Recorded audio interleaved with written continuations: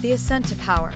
As the 16th century dawned, Spain emerged as a global superpower, riding the waves of exploration and colonization.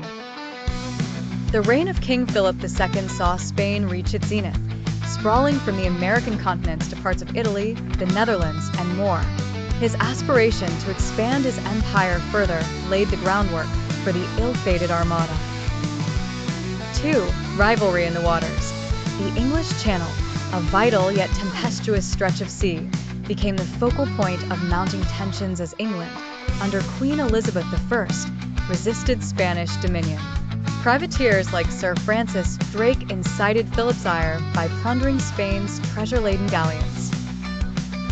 3. The Catholic Crusade. Philip II, a devout Catholic, viewed England's Protestant regime as heretical. The Armada wasn't merely a tactic to dethrone Elizabeth, but a divine mission to restore Catholicism in England. 4. The Great Strategy. From meticulous logistic planning to the naval muster, Spain's Armada was boasted as the most formidable fleet. Designed to rendezvous with the Duke of Parma's forces stationed in the Spanish Netherlands, the plan involved a massive amphibious operation against England. 5. Building the Armada. Over years, Spain amassed 130 ships manned by 8,000 sailors and 18,000 soldiers. This colossal preparation strained Spain's finances, but was envisioned as an unstoppable force. 6. Intelligence networks. Intricate webworks of spies relayed information back and forth across Europe. Both England and Spain employed espionage, attempting to forecast each other's moves. 7. Subversion and sabotage. Espionage wasn't limited to intelligence gathering.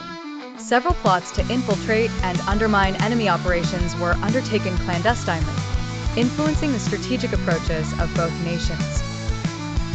8. Diplomacy and deceptions. While building the Armada, Philip also engaged in diplomatic efforts to either sway or lull other European powers into neutrality or passive support. 9. The waiting game. Delays plagued the Spanish fleet, with harsh sea conditions, supply shortages, and logistical challenges hindering initial advances. 10. A weather departure. The Armada set sail from Lisbon in May 1588. Its journey soon beset by tempestuous weather, causing ships to moor at Corunna for repairs, triggering impatience and discontent. 11. Drake's Raiders. England's Sir Francis Drake, an experienced mariner and tactician, led preemptive strikes along the Spanish coastline, damaging and delaying the Armada. 12. Elizabethan resiliency. Queen Elizabeth rallied her forces and subjects, marked by her stirring speech at Tilbury, where she famously declared her intention to fight among them. 13. The first skirmishes. The English fleet, agile with smaller, faster ships, engaged in hit-and-run tactics. These skirmishes tested the Spanish Armada's response along the southern English coastline. 14. Deception at sea. The English deployed decoy vessels, launching fire ships into the Spanish harbor at Calais, causing mayhem and scattering the Armada under night's cover. 15. Battle of Gravelines. In July 1588, the defining encounter at Gravelines saw the Spanish Armada caught at a disadvantage. Using superior maneuverability and firepower, the English fleet drove many Spanish ships into confusion. 16. The tactical retreat. With its formation broken, the Armada attempted a retreat northwards, sailing around the British Isles and encountering further predicaments. 17. The fury of Neptune. Storms ravaged the scattered Spanish ships as they looped around the western coasts of Scotland and Ireland, drowning thousands and wrecking naval vessels. 18. The Irish coastline. Stranded ships met tragic ends along Ireland's west coast, compounded by hostile encounters with eagerly defensive local populations. 19. Homeward bound. Survivors of the Armada struggled back to Spain, physically and psychologically devastated from the futile expedition. 20. England's triumph. For England, this naval defense victory cemented its standing as a leading maritime power, boosting morale and marking the rise of the British Empire.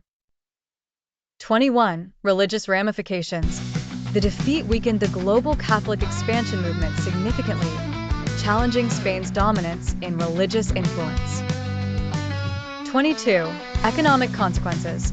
Spain's loss strained its royal treasury, inciting financial predicaments that spurred inflation and economic instability within the empire. 23. Geopolitical shifts. The failed invasion heralded a geopolitical shift in Europe, encouraging rival nations to contest Spanish supremacy and expand their thalassic territories.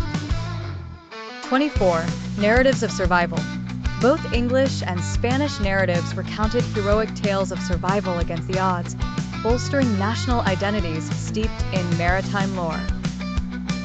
25. Lessons in naval warfare. The campaign taught critical lessons in naval strategy, influencing ship designs and combat tactics for generations. 26. Propaganda and mythos. The Armada's defeat became a prolific theme, seeping into literature and propaganda, shaping perceptions of English valor and divine providence. 27. Cultural reflections. Elizabethan England saw a surge in art and literature, propelled by the nationalistic zeal in the wake of victory. 28. Legends born. Figures such as Sir Francis Drake and Queen Elizabeth I became legends, immortalized by their roles in averting the Spanish threat. 29. The pain of loss. Across Spain, somber memorials stood testament to loss and sacrifice, echoing through generations as reminders of the Armada's failure. 30. Historiographical debates. Scholars continue to debate the foundational causes and consequences of the Armada within historical frameworks. 31. Environmental factors. The role of weather and sea conditions, while uncontrollable, remained a critical point of analysis in the campaign's failure.